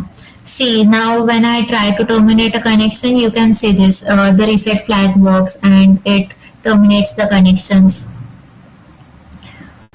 Can I detect ARP spoofing? Yeah, if you just need to go through it. If you see there's any abnormalities in packets, you can investigate on further and yeah, you can detect for ARP spoofing packets.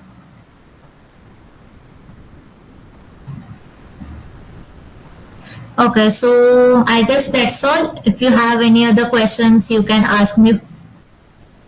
Or if not, let's connect later.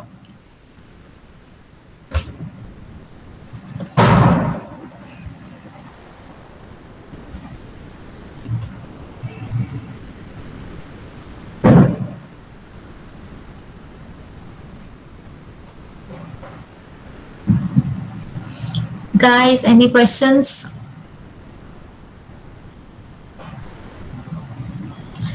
We can do a question and answer session again.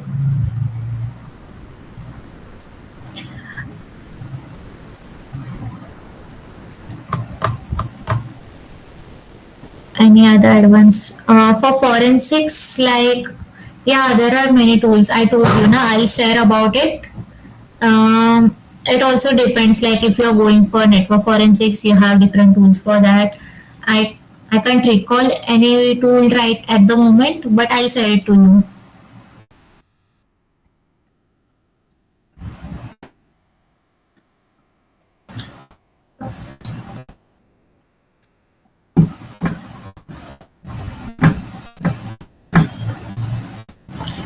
Okay, so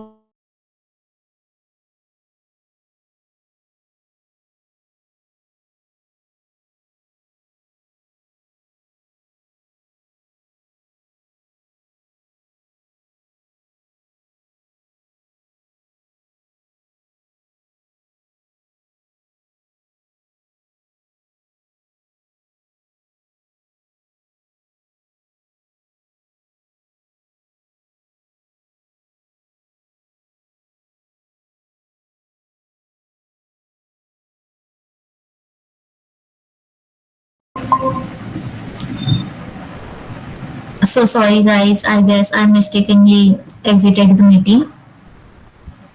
Shitish, are you there? Yes, I am there. Yeah, I guess I mistakenly closed the meet tab also. No problem. There is just slow OBS.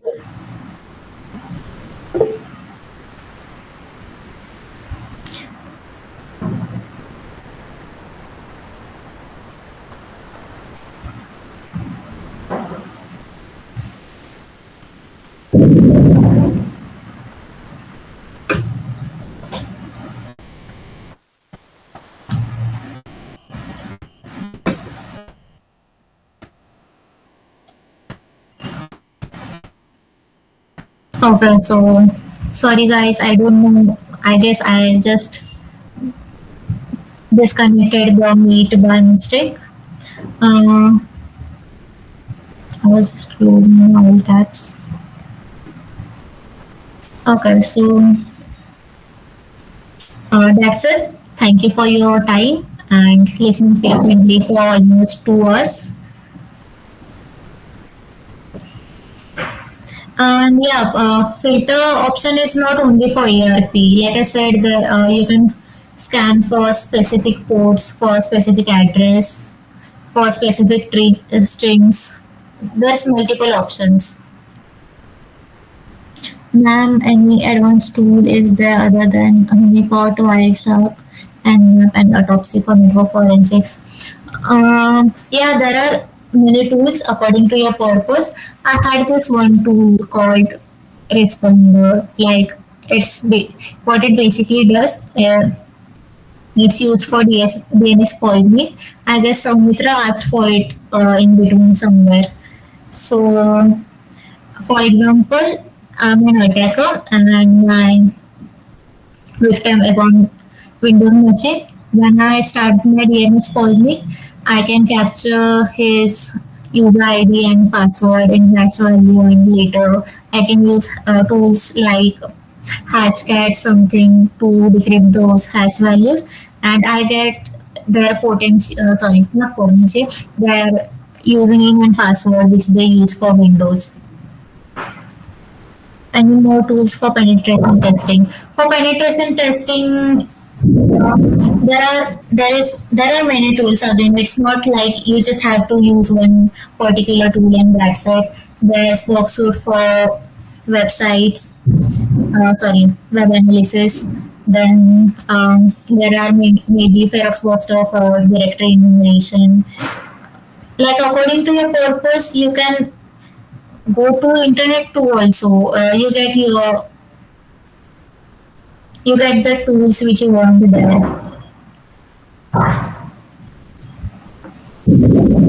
Can we filter out? How can you identify MIT attack using Wireshark captures? Like in Wireshark, if you see there's MITM, what does it basically stand for? Like a third party is trying to intercept your connection, right? So that's again your answer. If you see any third party IP address, any abnormalities which is not supposed to be here, you can look for it if it's trying to intercept a request, and you can find for it. Okay, guys, I guess that's all. How does the auth Wi-Fi attack work? Like I said, I'm sharing you the PPT for it. If you want it, just drop me a message for it. What are the core components again? We need to learn. Okay, so the core components for networking, you need to know different types of network devices. There's network topology, like okay. There's network topology, like different types of architect of network, words in which a single cable is used to connect all devices, and so on. So network topology, devices, and those things which we have learned now. I guess for basic networking, if once you cover all those things, you have done with it. And then, yeah, I did list out now. Yeah, routing, submitting. I covered those points too. Virtual LAN, yeah. Yeah, you are correct. Also, if you want to find additional information on how to start a career in cybersecurity, like I get those questions a lot. You can go on internet, search for roadmap.sh, and then you get dedicated path. Like if you want to go for network security, you'll get those paths through there. Okay, so guys, that's it. Thank you, Kshitij. You can take over now.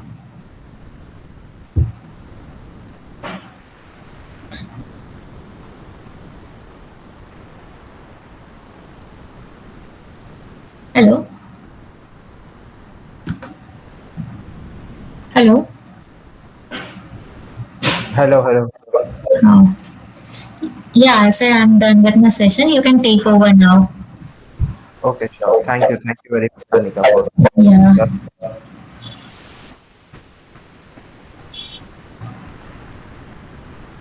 Hello, guys. I'm audible and visible.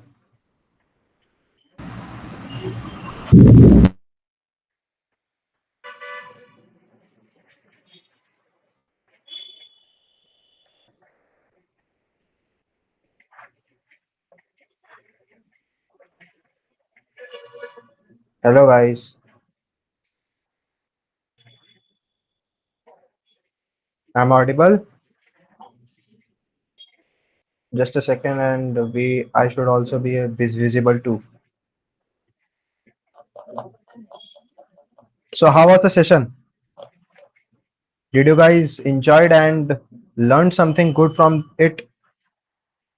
Was it worth it? Good evening, Vignesh. Good evening.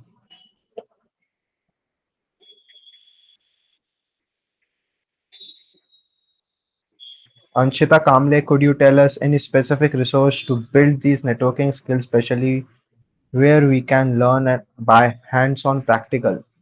So, yes, Zarya, kindly cut out uh, my picture from the OBS. I think the Meet link is leaked.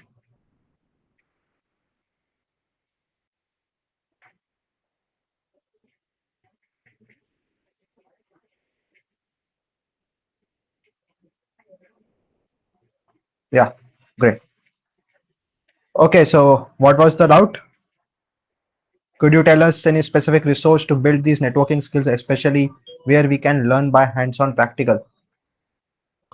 Yeah, you can join our Telegram channel and I'll be sharing all the resources. No problem.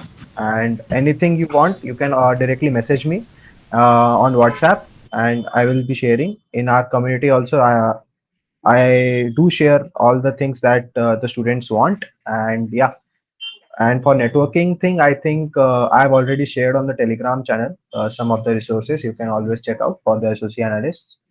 And yeah, and there was one doubt about Secured Bharat Group, that what is Secured Bharat Group. So I will just give a brief introduction that Secured Bharat Group is a non-profit arm of Secured Bharat, which is a private company, or you can say a partnership company, and we provide various tools and technologies for law enforcement agencies, and also we provide various certifications like CHFI.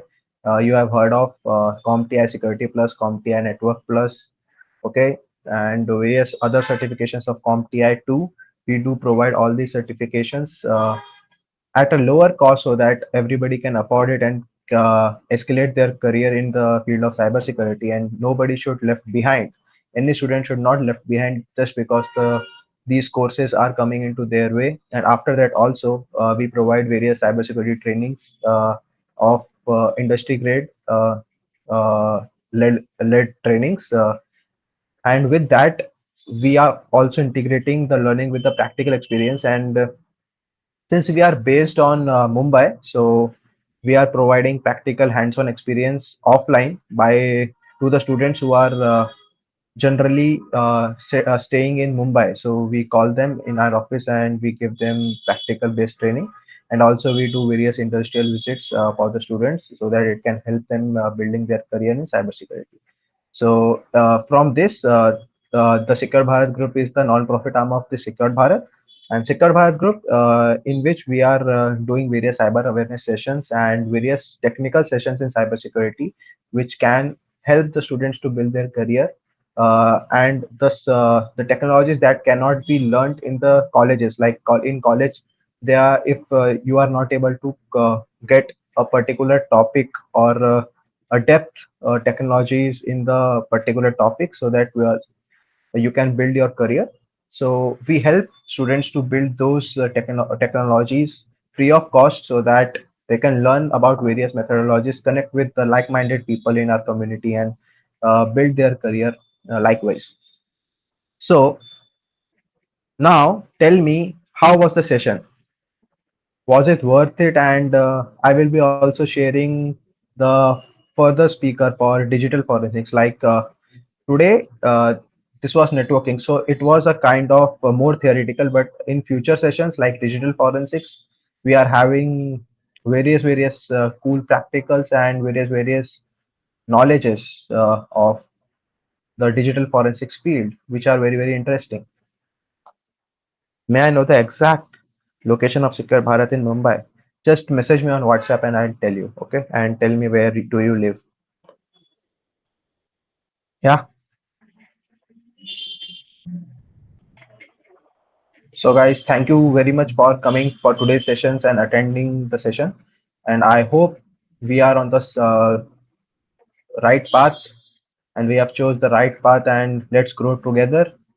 This is just a start. After that, there will be more sessions on offensive security because this is a blue teaming workshop. And after that, there will be various sessions on offensive security, career building paths, and cyber awareness. And we would also like to grow in particular cities of all over India and come there and give various sessions, workshops, and cyber awareness drives so that we can reduce cybercrime all over the India and educate the students and various people all over the India to get into the field of cybersecurity if they are interested in it. And till then, have a good night, have a great and blastful Diwali. Okay, and we'll see you next Sunday. Until then, we will share the assignments in the group, and we'll also share reveal the speaker for the digital forensics for the same. Till then, Namaste, Jai Hind.